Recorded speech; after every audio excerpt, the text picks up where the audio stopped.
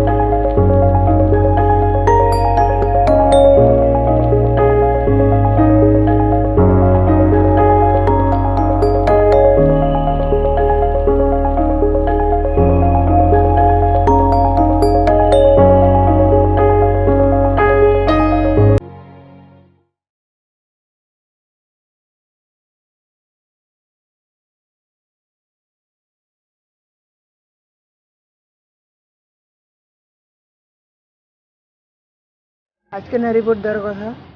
Report তো দিচ্ছে। কি আসছে রিপোর্টে? ভয় নাই, সব ঠিক আছে। কি হলো কি?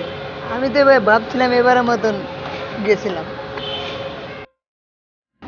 আচ্ছা ওকে, আমি খুব টায়ার্ড, আমি একটু নিচে যাই।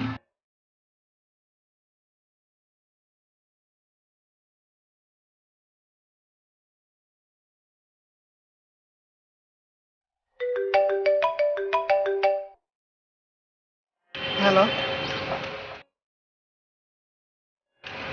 হ্যাঁ দিছে, সমস্যা নেই। না সব ঠিক আছে, ভালো তো। না দেখি নাই, দেখবো পরে। আচ্ছা ঠিক আছে, সমস্যা নেই। ওকে।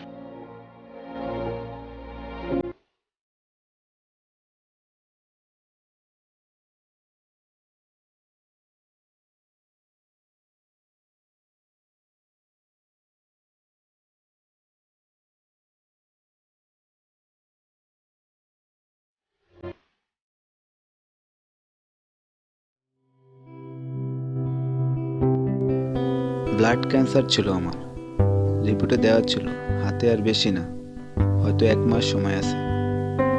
বিশ্বাস হচ্ছিল না। কই, আমি তো সম্পূর্ণ সুস্থই ছিলাম। থাক, আমার ইচ্ছের উপর আর কি বলবো।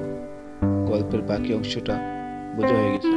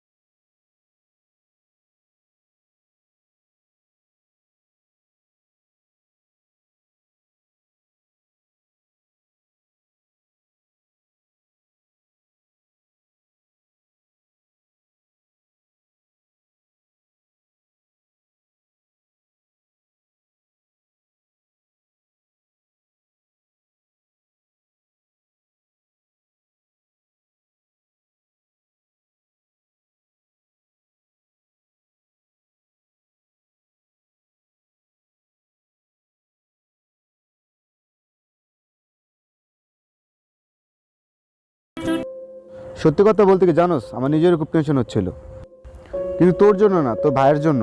তুই চলে গেলে তো সে একা হয়ে যাবে। আরে আমার ভালো লাগতেছে না কথাগুলো শুনতে। আচ্ছা সরি।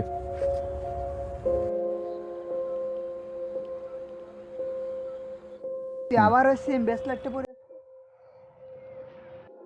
তুই আবার সেম ব্রেসলেট টেনে পরে আসুস। থাক বাদ দে, এখন আর ভালো লাগে না। আজকে আমি যাই। এত তাড়াতাড়ি? একটু আগে তো আসলি।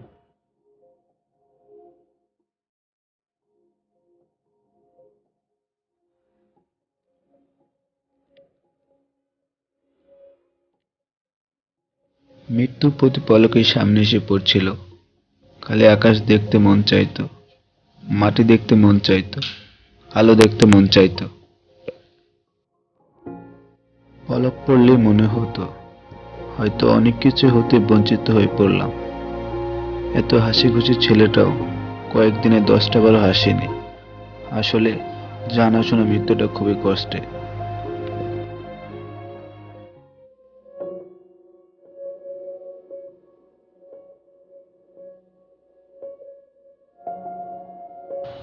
আমি চলে গেলে তুই আবার একা হয়ে যাবি, তাই না? আজ অনেক দিনের পরে আমার অন্ধকার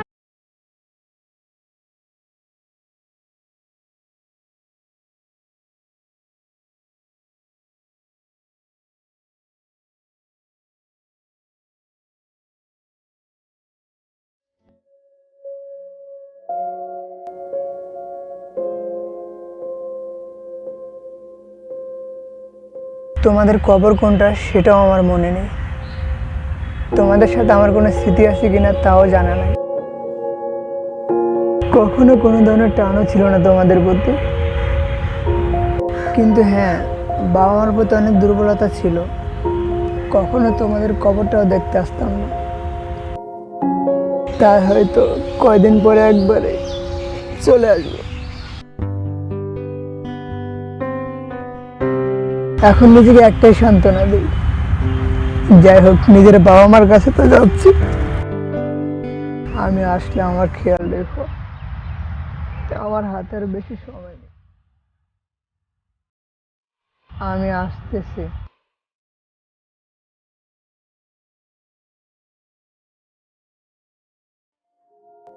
আমি অলরেডি এয়ারপোর্ট।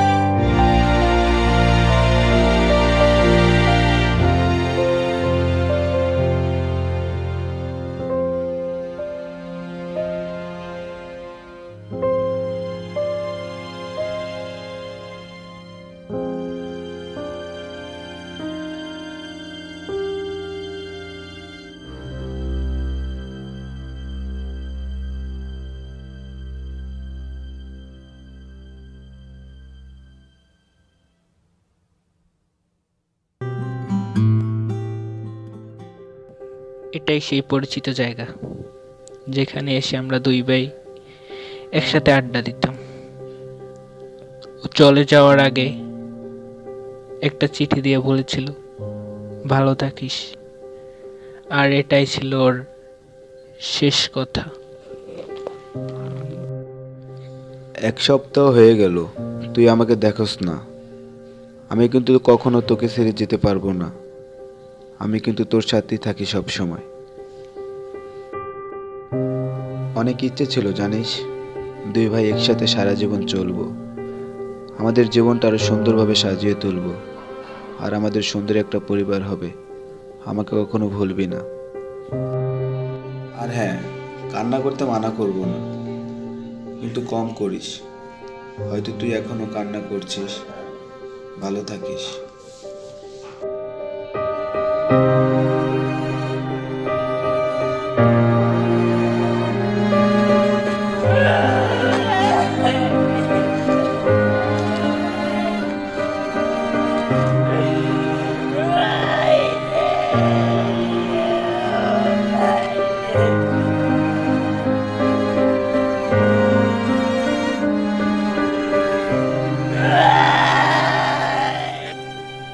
একদিন আবার এই মানুষগুলোর কাছে ফিরে আসব।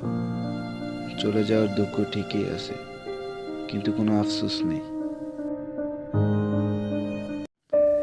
জীবনের শেষ সময় আকাশটা বেমানি করলেও মাটিটি করেনি। আকাশটি ঢেকে গেলেও মাটিটির সাথেই ছিল। আজ আকাশ দেখতে পারি না, কিন্তু আমি তো মাটিতেই মিশে আছি।